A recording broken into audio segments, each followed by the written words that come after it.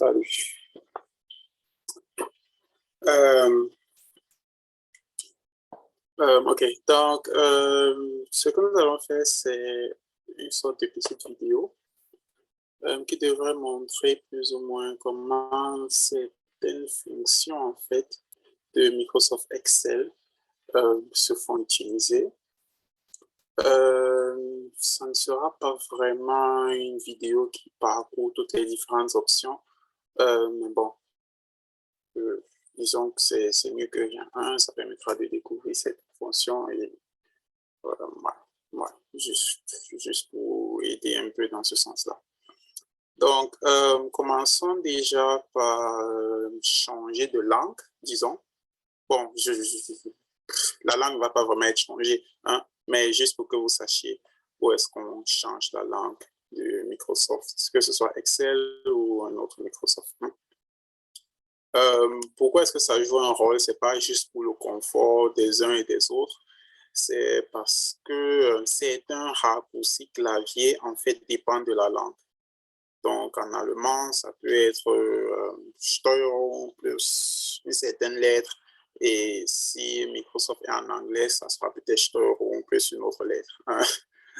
Par exemple, ça peut être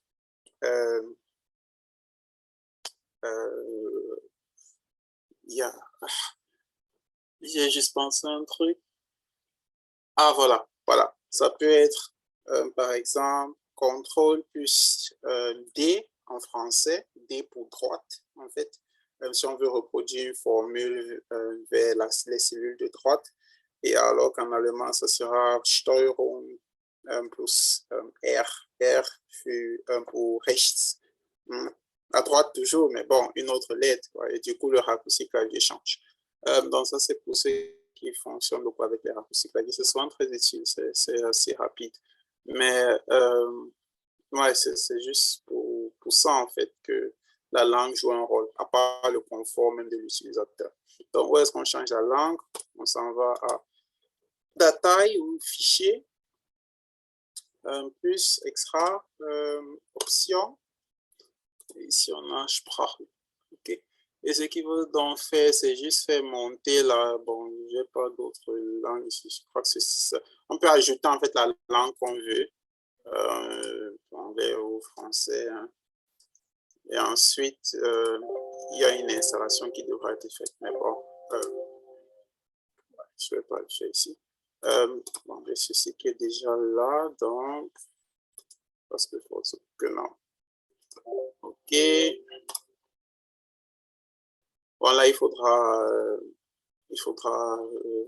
fermer et redémarrer. OK, donc je vais le faire tout de suite.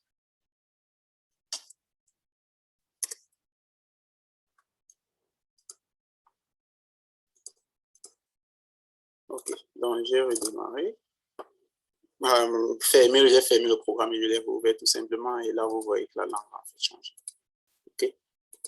Donc, je m'en vais rechanger la langue tout simplement. Jusqu'à août. Et là, il faudra redémarrer encore.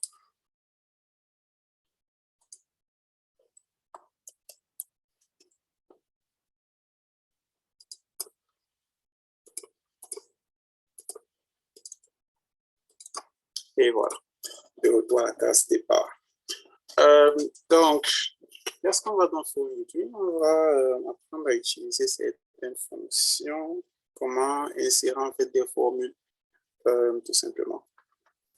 Donc, je m'en vais entrer ici des valeurs, certaines valeurs.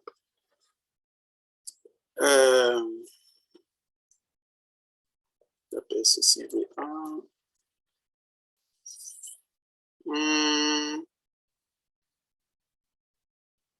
Non, je vais faire ça comme ceci. Il est possible de se déplacer avec les flèches du clavier, en fait. Donc, il n'est pas nécessaire à chaque fois de devoir cliquer ici, cliquer là-bas. Mais bon, avec les flèches du clavier, tout simplement, on peut se déplacer. Et une cellule est définie de façon unique à l'aide d'une colonne, dans ce cas-ci, D, par exemple, et d'une ligne. Donc, si on a la ligne 6 et la colonne D. Okay. Et quand on se déplace, on voit dans cet angle-ci le nom de la cellule concernée, qui ne fait que changer. Okay. Bon. Quand on clique sur une cellule, il y a la possibilité dans cet espace-ci d'écrire des formules. Mais bon, on va voir ça tout à l'heure. Ok, donc je définis V2. Ah, ok, attention. Quand vous avez déjà écrit dans une cellule, par exemple ici, j'ai déjà écrit W1. Si je reclique dessus et je commence à écrire quelque chose, ça va juste effacer W1. Ok.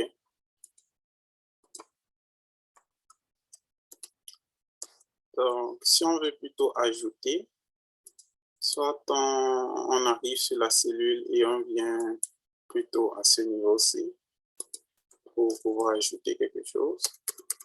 Ou alors, on arrive sur la cellule et on appuie sur la touche F2.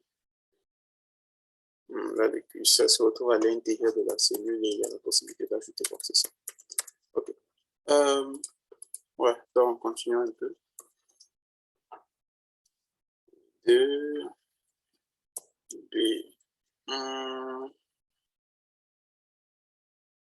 Ouais, je pense que des fois suffit. 1, 2, 3. Pourquoi pas? Ici,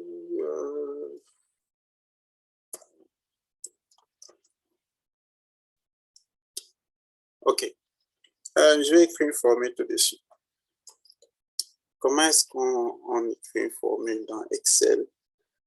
C'est quoi une formule en fait? C'est en fait un calcul tout simplement qu'on a envie d'effectuer. Donc, disons par exemple que j'ai envie d'additionner les valeurs de la cellule A2 et de la cellule B2 et que le résultat de cette addition doit être écrit ou entré dans la cellule D2. Alors, on clique sur la cellule D2 et une formule commence par, une formule dans Microsoft Excel, hein, commence par le signe d'égalité. Voilà. C'est comme ça qu'une formule commence. Et là, on a la possibilité soit d'écrire manuellement le nom des cellules concernées, par exemple A2 plus B2.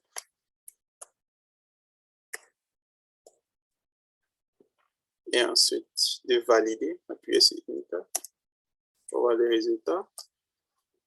Ou alors, de cliquer sur les cellules concernées. Ensuite, plus, bien, plus égal. OK. Ouais. Bon, c'est en fait autre chose que je vais faire tout de suite. C'est une formule un peu plus complexe. Alors,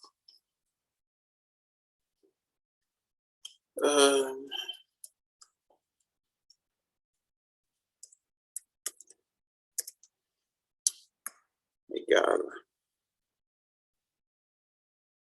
Well.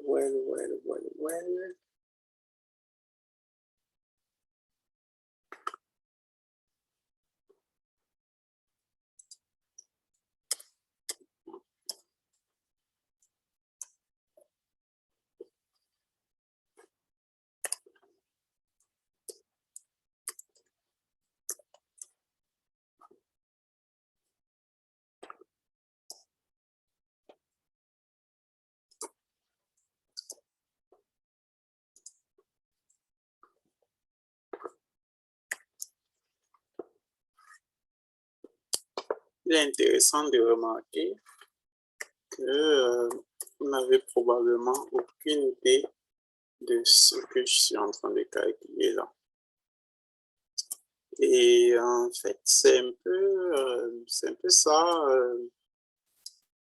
un code ou alors un programme. Certes, il permet en fait d'automatiser certains calculs. Ce qu'on va aussi voir, c'est le but en fait d'utiliser même un tableau Excel à ce niveau. Parce que s'il faille par exemple que l'on reproduise ces calculs-ci, ce qu'on est en train de faire avec ces valeurs qui ont été entrées, 1, 2 et consorts, s'il faille qu'on reproduise ces calculs pour différentes valeurs de V1, V2 et B, on pourra très facilement reproduire la même formule sans devoir la rédiger de nouveau nous-mêmes. Donc, ça automatise pas mal de choses. Mais en même temps, en regardant la formule tout simplement, on n'a aucune idée de ce qui est réellement en train d'être fait. Donc, si l'utilisateur, c'est-à-dire pas la personne qui a écrit la formule, mais la personne qui se retrouve juste en train de l'utiliser, ne sait pas exactement ce qui est en train d'être fait, ou alors ne reçoit pas les explications nécessaires sur ce qui est en train d'être fait, il ou elle ne saura tout simplement pas ce qui est réellement en train d'être fait. Bon, bien sûr, on pourrait dire, OK, le résultat que tu vois, c'est à ceci, oui, mais qu'est-ce qui se passe en fait en arrière-plan? C'est aussi important de le comprendre. Et quand on a une formule du genre, ça devient un double travail en fait, ça pourrait même devenir impossible de savoir exactement ce qui est en train d'être calculé là. OK? Et je vais vous dire plus tard ce qui est en train d'être calculé ici. Et vous allez voir que si je l'avais dit dès le départ, ceci ne paraîtrait plus aussi incroyable. En fait, vous auriez une formulation plus simple que celle qui est ici présentée. Donc, c'est aussi un point important de façon générale quand on parle de code, un programme et tout. L'important d'apprendre vraiment ce qui se passe en arrière-plan, d'avoir l'information de base. Et le code, maintenant, c'est juste à automatiser certains processus pour les rendre plus faciles. Mais en même temps, le code cache aussi, masque en soi, une information qui est censée être plus simple. OK? Donc, il faut vraiment y prêter attention et il faut d'abord apprendre ce qu'il faut avant de coder. Ou si vous êtes en train d'utiliser juste un programme, il faut savoir que, bon, en fin de compte, vous ne savez pas vraiment ce qui est en train d'être fait. Et il faudrait chercher à le découvrir. OK, bon, sans plus tarder, continuons tout simplement.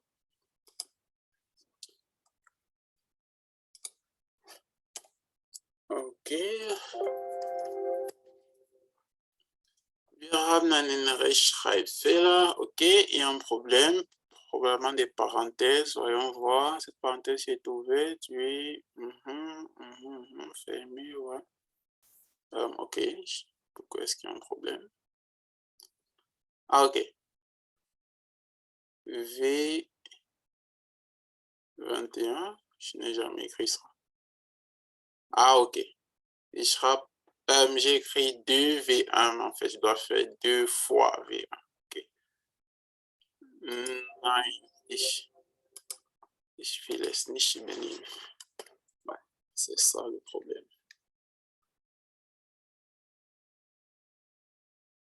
Ah, non, non. En fait, c'est pas ça le problème. C'est pas vraiment ça le problème. J'ai écrit V1 depuis, alors qu'en fait, le programme ne sait pas ce qu'est V1. OK, V1, c'est ceci. Et ici, V1, c'est ça. Ouais, c'est en fait ça le problème. Ouais, donc voilà. Valide.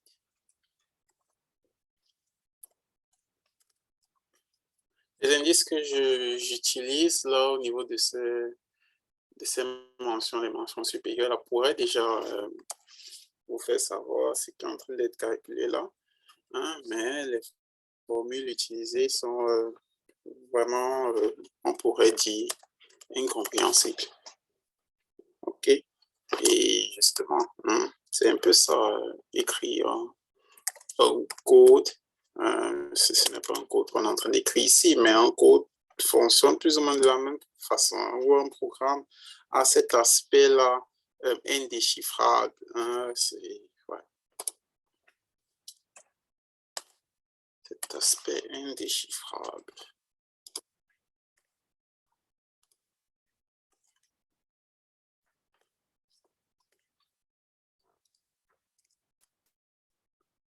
Ok, ouais, ça a l'air plutôt correct. Ok.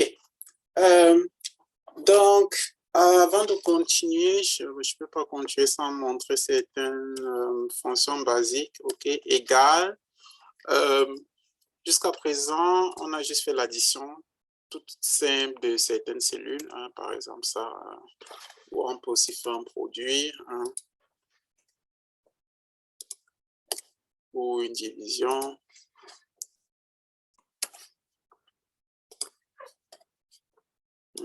Jusqu'à présent, là, les opérateurs, hein, les signes, on les a entrés nous-mêmes. OK?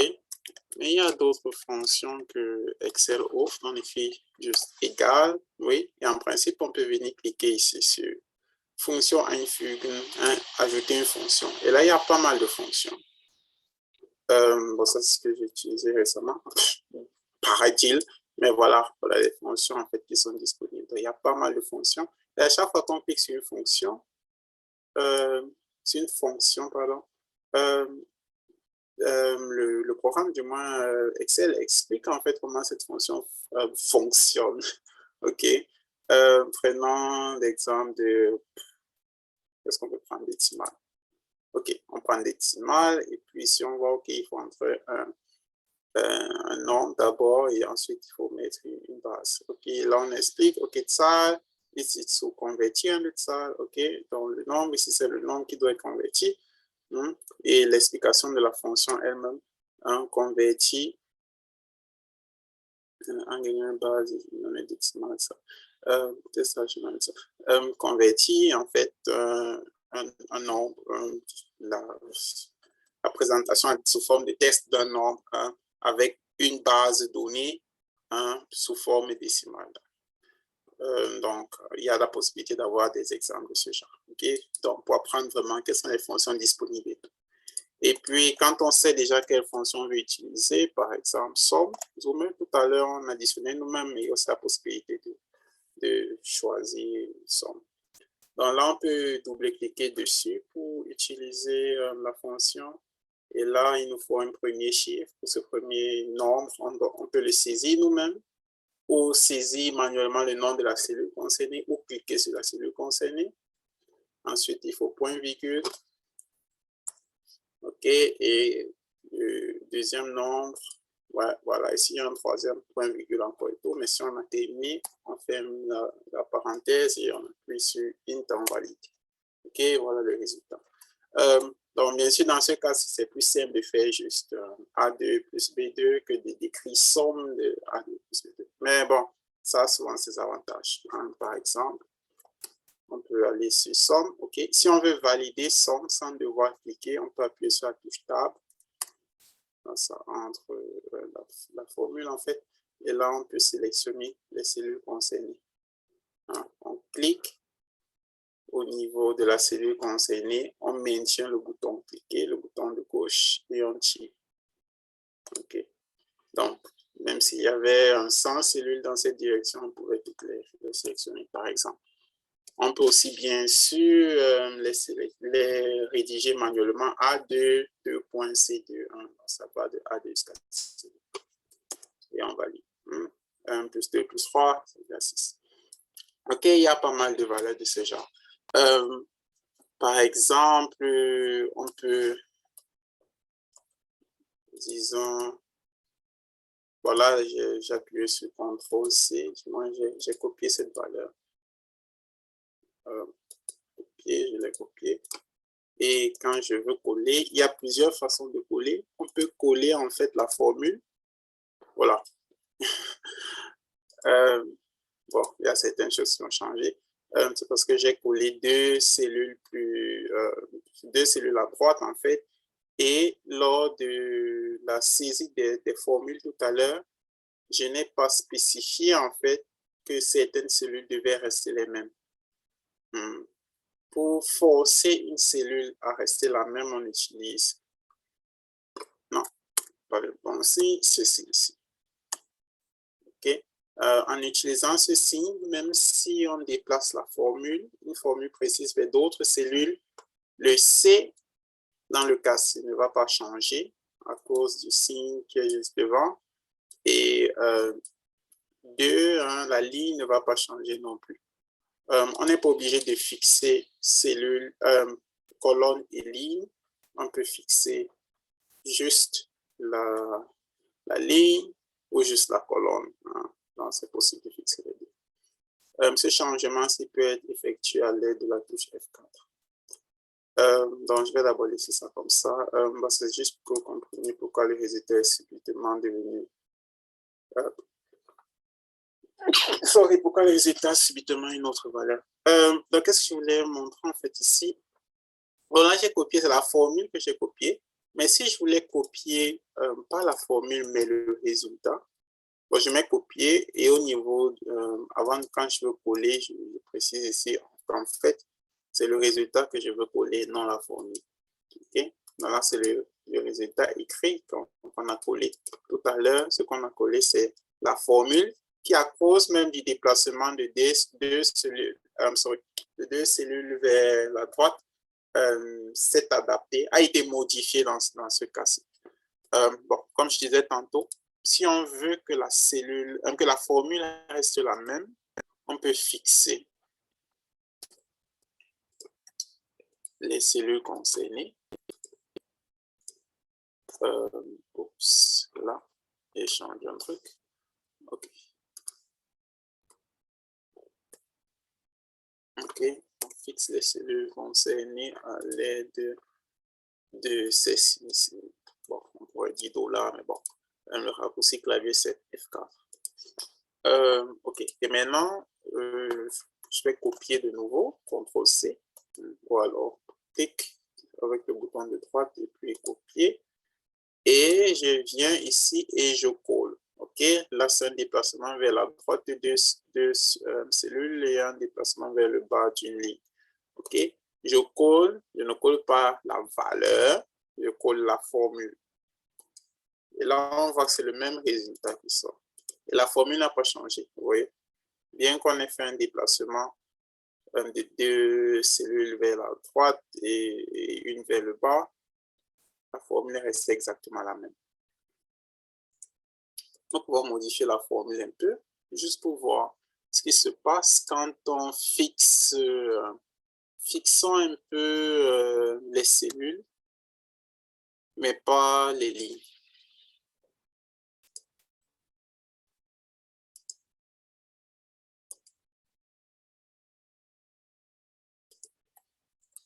OK, oui, le signe $ vient juste avant fixons les colonnes, mais pas les lignes, sorry, c'est ce que je voulais dire.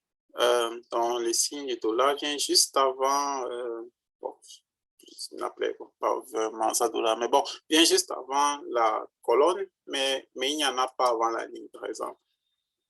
Avant la ligne, ce serait ceci ici. Mais je n'en mets pas, OK? Je laisse ça juste comme ceci. Oups. À ce niveau-ci, c'est toujours le même résultat, bien sûr, il n'y a aucun problème à ce niveau. Hein. Mais bon, copions cette valeur et collons-la, par exemple, ici en dessous. Oups, et là, subitement, vous voyez qu'il y a une erreur. Pourquoi est-ce qu'il y a une erreur? En double-cliquant sur la formule ici au-dessus, Excel nous montre les cellules concernées, les cellules qui sont utilisées dans cette formule. Et vous voyez que subitement, au lieu que ce soit les valeurs de V1, c'est-à-dire 1, V2, c'est-à-dire 2, et B, c'est-à-dire 3, qui soient utilisées, le programme est plutôt venu chercher des valeurs ici, qui sont pour le moment nulles. Hein? Bon, pourquoi est-ce qu'il est descendu à ce niveau? Il est descendu d'une, deux, trois, quatre lignes. Pourquoi? Parce que justement, la cellule qu'on a choisie pour coller cette formule qui avait été copiée est justement une, deux, trois, qu'est-ce que j'ai fait? Une, deux, trois, quatre lignes. En fait, non, exactement, quatre lignes plus bas. OK? Elle est en fait deux colonnes vers la droite, mais il n'y a eu aucun changement, aucun déplacement des colonnes que vous pouvez voir. Pourquoi est-ce que les colonnes ne se sont pas déplacées? Parce qu'on les a fixées à l'aide de ce signe de $. OK? On peut faire une expérience similaire. Alors,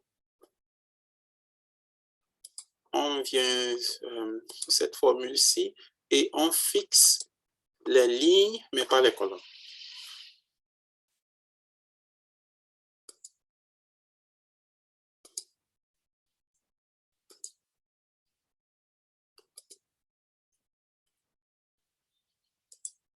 Oups, ça, c'était pas le plan. OK. Et on valide. Ici, il n'y a pas de problème, bien sûr. On copie cette formule avec CTRL plus C ou alors un clic sur le bouton de droite, puis copier. Et maintenant, on vient la coller ici. Hein? OK, je recommence. OK. Bon, maintenant, on a un résultat. C'est déjà mieux que rien. Mais maintenant, faisons un double clic ici sur la formule pour voir les cellules qui ont été utilisées. OK, et là, on se rend compte que ce ne sont pas les cellules, les valeurs de V1, V2 et B qui ont été utilisées, mais plutôt les valeurs de B, XS et ZS qui ont été utilisées. OK, pourquoi donc? On remarque là un déplacement vers la droite de deux cellules, c'est-à-dire de deux colonnes en fait. Mais aucun déplacement vers le bas, hein, bien qu'on ait collé notre formule 1, 2, 3, 4, 5, 6 lignes plus bas. Okay? Il n'y a eu aucun déplacement vers le bas parce que les lignes ont été fixées. Ici, vous voyez à chaque fois, la ligne 2 a été fixée à l'aide de ce signe $, juste en face. Mais il n'y a eu aucune fixation sur les colonnes C, D, C et D, bon, C et D, E en fait. Il n'y a eu aucune fixation. Et c'est pour ça, bon, en fait, dans la formule de départ, c'était A, B, C. Il n'y a eu aucune fixation dessus. C'est pour ça qu'en fait, quand on colle donc ailleurs, Excel a la possibilité d'adapter tout simplement. Donc, regardez, ici, c'était A, B et C. Et quand on se déplace de deux colonnes vers la droite, on obtient C, D et E.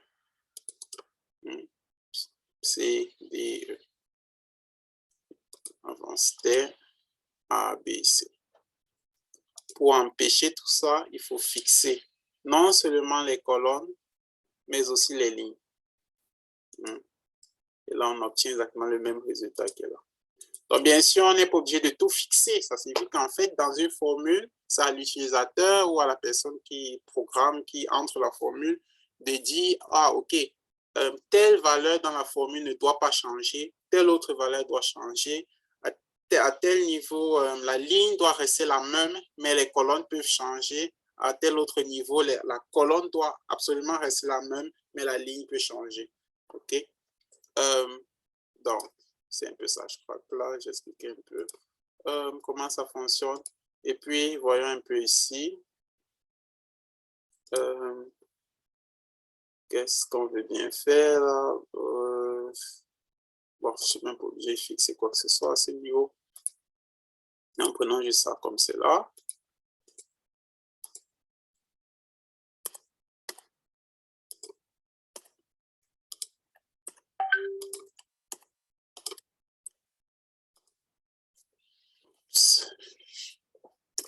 OK. Entrons d'autres valeurs ici. Par exemple, 2, 4 et 6, pourquoi pas. OK. Alors, on a entré d'autres valeurs pour V1, V2 et B. Et maintenant, on aimerait de nouveau calculer XS et ZS. Avec ces nouvelles valeurs, V1, V2 et B. Alors, qu'est-ce qu'on fait?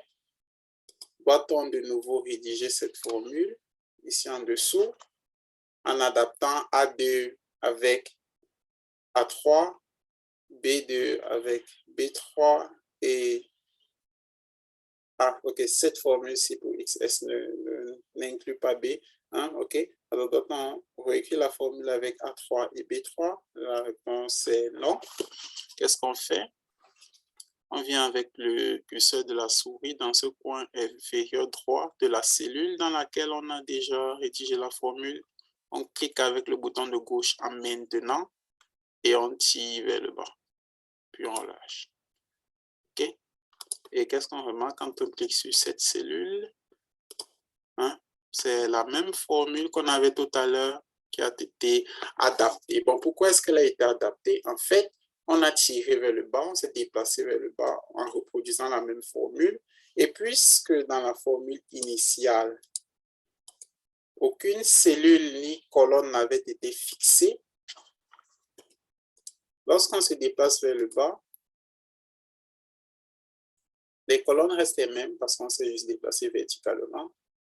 Et la ligne change et passe de 2 à 3. OK? Donc, c'est l'une des particularités d'Excel, du moins, c'est comme ceci qu'on peut reproduire plusieurs calculs.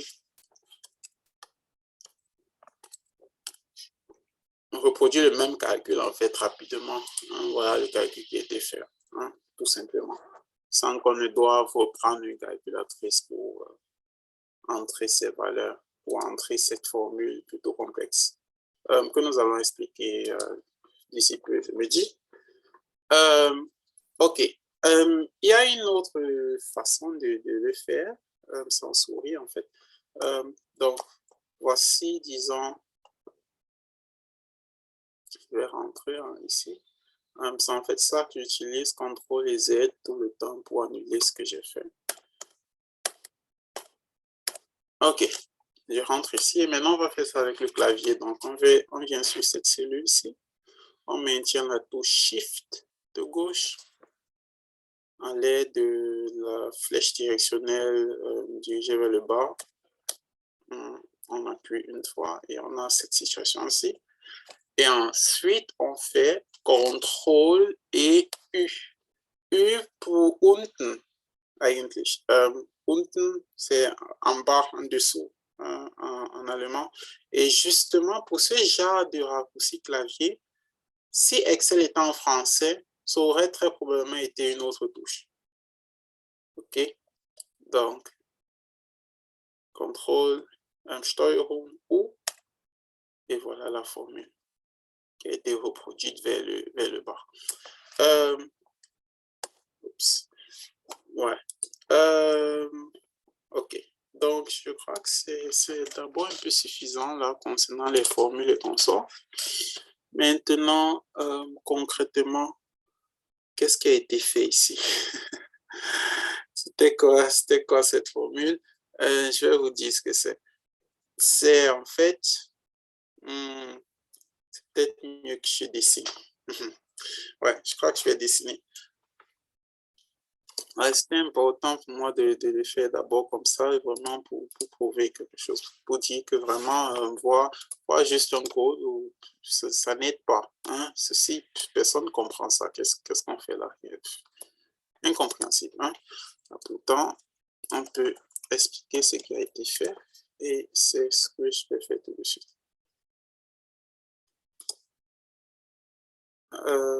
Moi, je vais devoir stopper le partage d'Excel et partager ceci. Donc, ce qui a été fait tout à l'heure, c'est en fait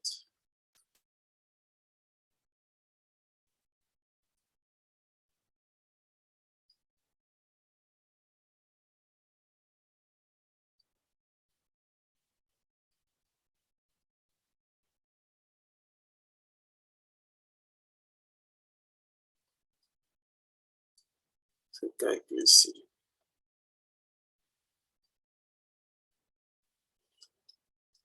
Le calcul du centre de gravité d'un trapèze, de ce trapèze. Dans un premier temps, dans la direction des X et dans la direction des Z, du moins c'est comme ça que j'ai appelé ça, en partant de cet angle. C'est ça qui a été calculé. OK? Bon, maintenant, je ne vais pas trop rentrer dans les détails. Pour moi, ce n'est pas quelque chose de compliqué, en fait. mais on n'est pas là pour faire mécanique ici ou quoi que ce soit. Prenons cet exemple qui a été fait avec V1 égale 1, V2 égale 2, et V3 et sorry, pas V3, B et B égale 3. Qu'est-ce que c'est?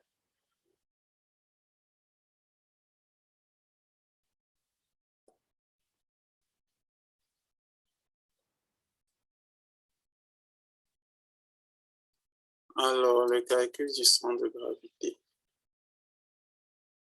Vérifions que ça passe. En passant, ce que j'ai écrit comme formule au niveau d'Excel n'est pas la façon la plus simple d'écrire ce calcul. C'était justement pour montrer qu'un programme, quand on voit juste une ligne de code, ça peut être plus compliqué que ce qui est vraiment en train d'être fait, juste dans le but plus ou moins de cacher en fait ce qui se passe réellement. Good. OK. Comment est-ce qu'on calcule le centre de gravité d'une figure de façon générale? Déjà, on a besoin de l'air. On a besoin de l'air de la figure en question. Faisons ça rapidement, c'est pas le but de cette vidéo. La vidéo est basée sur Excel. Donc ici, on peut décomposer, par exemple. Non, pas besoin de décomposer. L'air d'un trapèze, c'est connu. Grande base plus petite base, hauteur sur 2. Alors, 1 plus 2, voilà, hauteur 3 sur 2. OK. Qu'est-ce qu'on a là? 3 fois 3, 9 sur 2, 4,5 en fait. OK. Good.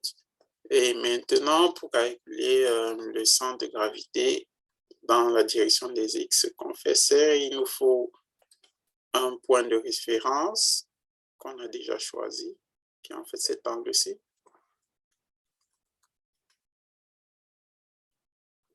OK.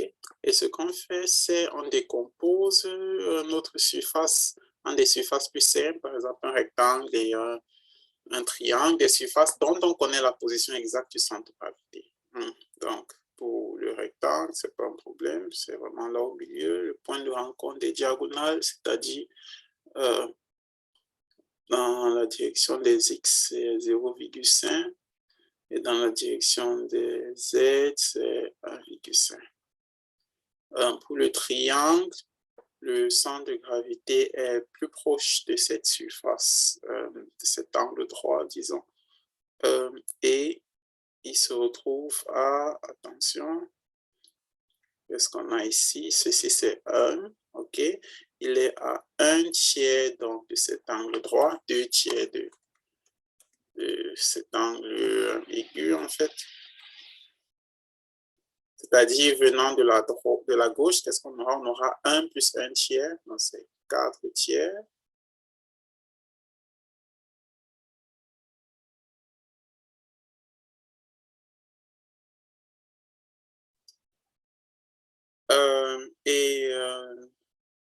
Dans la direction des Z, qu'est-ce qu'on a? C'est 1 tiers de la hauteur totale. La hauteur totale, c'est 3, et ce sera donc 1.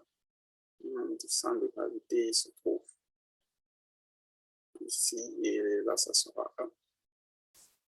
Donc, si on fait dans ces calculs, en fait, pour connaître la position du centre de gravité de ce trapèze dans la direction des X, ça sera surface, du moins R, de la première R, en fait, 3 fois 1, l'aire du rectangle, c'est 3 fois 1, fois les coordonnées du centre de gravité de cette première R dans la direction des X, c'est-à-dire fois 0,5.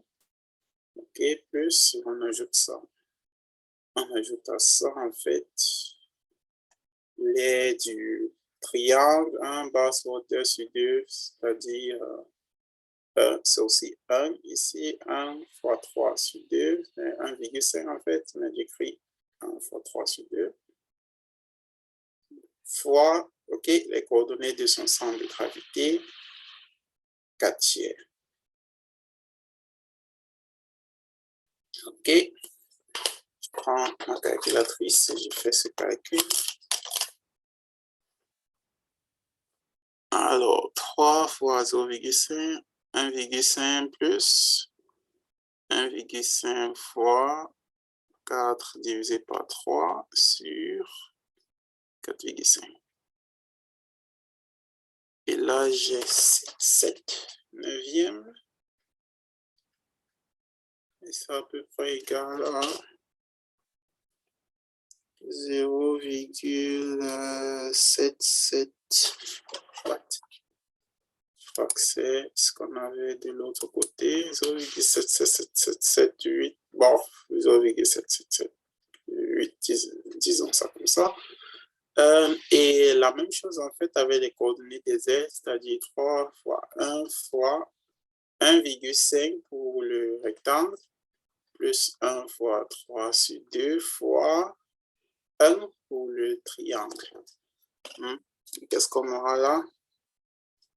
3 fois 1,5 plus 1,5 divisé par 4,5. Et ça donne 4 tiers. C'est-à-dire 1,3333.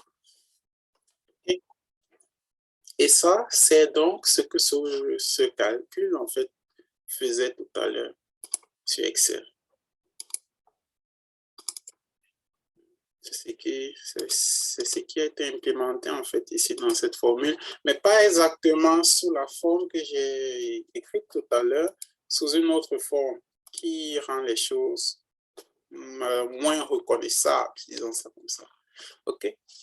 Bon, ça, c'est un point dont on a vu un peu comment utiliser les formules, bien sûr. C'est juste le guide ici, hein, cette petite vidéo. De là, chacun peut s'exercer. Bon, maintenant, ce qu'on peut faire, c'est essayer de représenter en fait ce qu'on a fait là tout à l'heure sur Paint. On a fait un dessin. Hein, ne serait-il pas possible ici de visualiser un peu la chose? Alors, on va à insérer. Et on va insérer un diagramme sous cette forme peut-être. Hein, c'est quoi est-ce qui se base pour dessiner déjà un diagramme? Ouais, là, je suis pris. Ouais, un diagramme tout blanc, tout vide. Tout à l'heure, il y avait déjà des valeurs parce que j'étais en train de cliquer, j'avais cliqué sur une cellule où il y avait déjà des valeurs. OK. Et voilà, on va dessiner un diagramme ici. On clique dessus avec le bouton de droite. Et on choisit Daten auswählen. OK, il faudra ajouter des valeurs à l'intérieur. Bon, déjà, il faudrait nous savoir ce qu'on va insérer, ce qu'on va dessiner comme valeur. OK, je pense que pour le faire, on se calme un peu. On rentre sur Paint et on réfléchit. On programme un peu ce qu'on va faire. Parce que si on ne sait pas exactement où on va, bon, on ne pourra pas savoir quel chemin suivre. Donc, définissons ce point-ci. Et celui-là. Celui-ci aussi. Et celui-là, j'appelle ce point-ci A.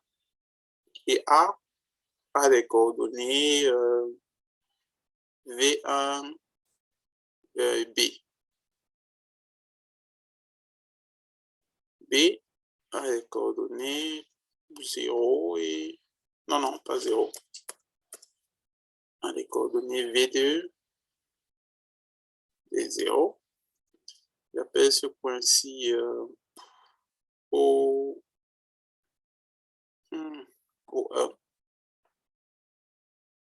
Pourquoi pas? A des coordonnées 0, mais B. Et le point en dessous, O2, a les coordonnées 0, 0. Voilà. On va utiliser ces points comme référence sur Excel. Donc, je définis le point A, B, O1 et O2.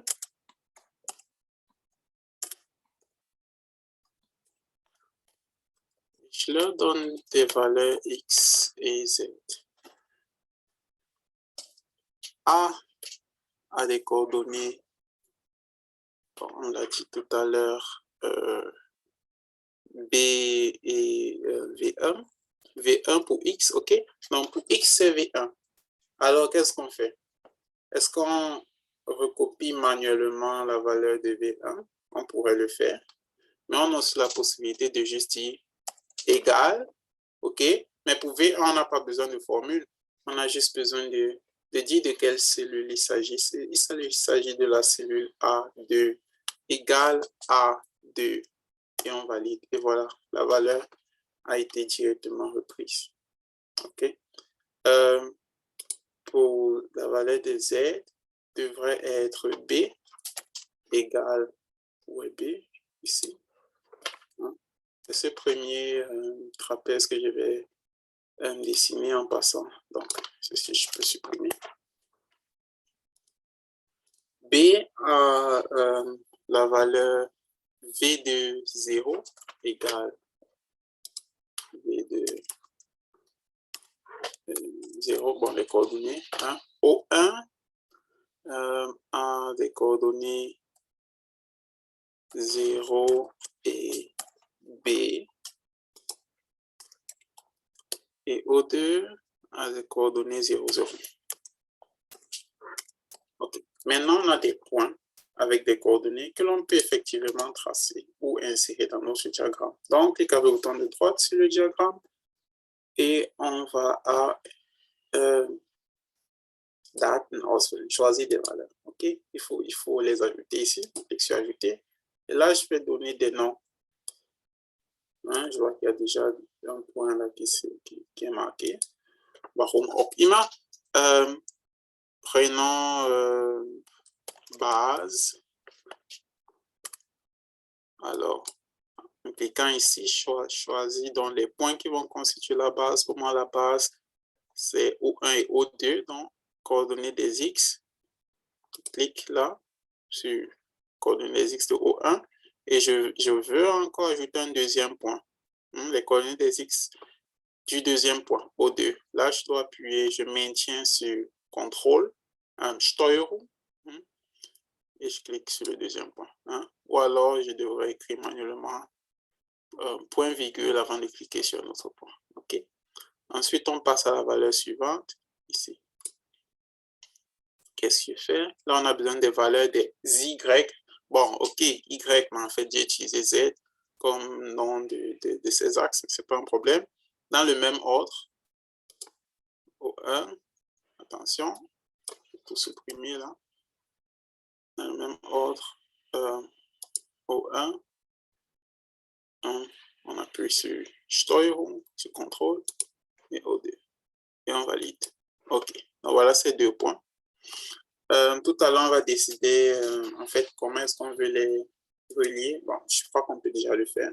On clique sur le bouton de droite et on choisit diagramme type and modifier le type de diagramme. Je viens ici sur OK, il n'y a pas encore combi. OK, c'est pas un problème. Bon, peut-être.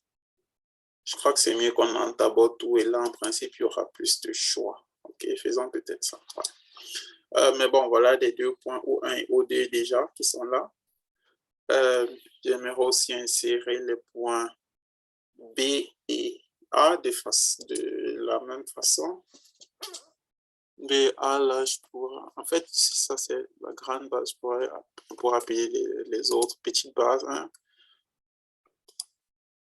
OK. Ajouter. Je mets petite base. Voilà. Coordonnées des X, A et B. C'est ça, n'est-ce pas? Ouais. Coordonnées des X, A, point virgule. On appuie sur CTRL et B. Et on passe à la suite. A et B. Ah, c'est pas la petite base en fait. OK. Modifier. Et juste sa fonction. Voilà. OK. OK. Donc, voilà ces 2 points qu'on peut déjà voir, en fait. Tout à l'heure, on va en fait les relier. C'est pour ça que je définis maintenant ceci. Dans en fait la hauteur, je clique sur modifier, Byte, travail, hauteur. Ensuite, j'ajoute petite base, donc petite base, c'est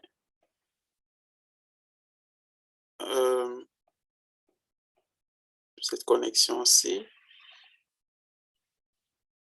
O1 et A, OK, O1 et A, O1 et A. Ensuite, on peut ajouter une grande base, ça sera dans O2 et B, O2 et B, O2 et B. On peut passer d'une ligne ici, de cet espace au suivant, j'appuie sur la touche Tab, c'est plus facile. Sinon, il faudrait pas juste cliquer sur le champ suivant, mais il faudrait sélectionner et effacer cette partie qui a très souvent un +1 et tout. Ouais, ce sera assez long. Good. OK. Donc, voilà, déjà pour la forme du trapèze, bien sûr, on aimerait voir notre centre de gravité. Donc, il nous manque quelque chose là. Attention. Centre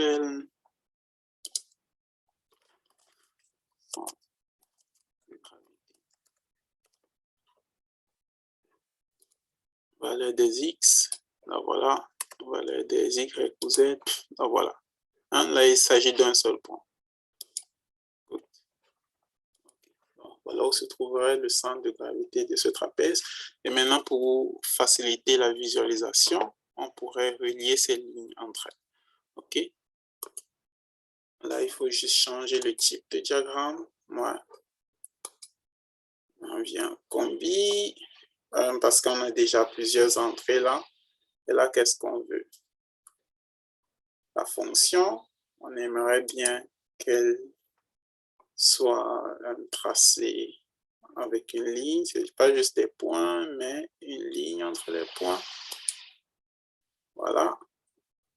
La petite base, même chose.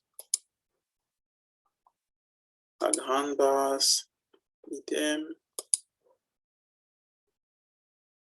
Le centre de gravité peut rester un point. Et qu'est-ce qui nous manque là? La hauteur, une ligne. Voilà. Donc, voilà notre trapèze en fait. Et voilà le centre de gravité. OK. Bon, maintenant on peut voir si, on peut vérifier en fait si tout ça est correct. Parce qu'en fait, ces lignes dépendent des points que nous-mêmes on a entrés. OK, il y a quelque chose qui me surprend un peu là pendant un moment parce que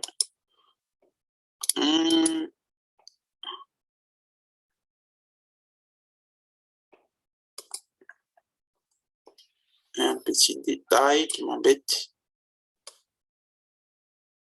C'est en fait en cliquant sur une ligne du genre, on devrait voir les cellules concernées. Mais ce n'est pas ce que je suis en train de voir. Peut-être un petit réglage. Mais bon, qu'est-ce qu'on peut faire? On peut modifier en fait la forme que l'on a actuellement. Oui, effectivement, un problème. Bon, là, on a 2 axes. Je crois que ça fausse un peu les choses.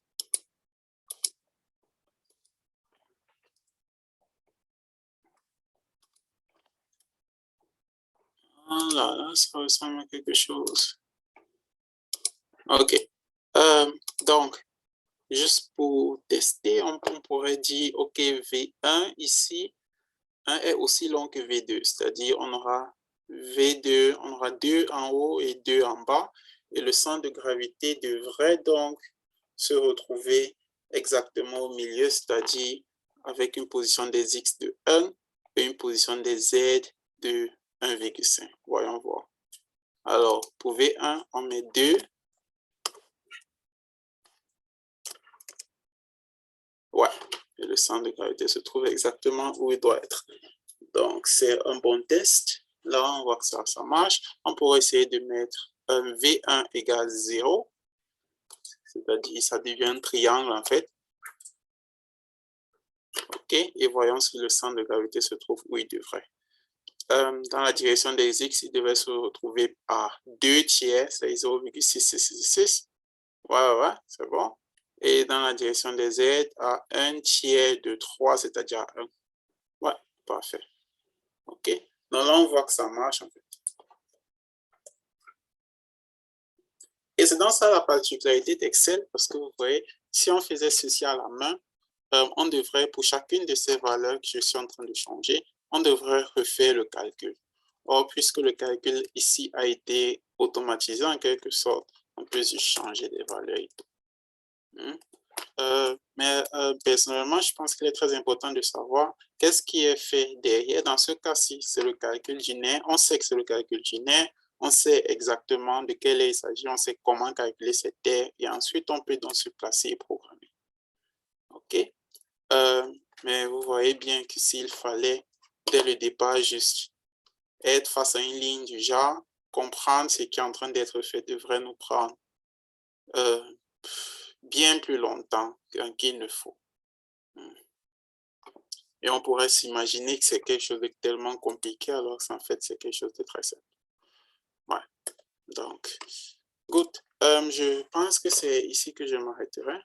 Prochainement, peut-être dans une sorte d'exercice, on pourrait voir comment calculer l'aire d'une figure avec un nombre n de points. Pourquoi pas.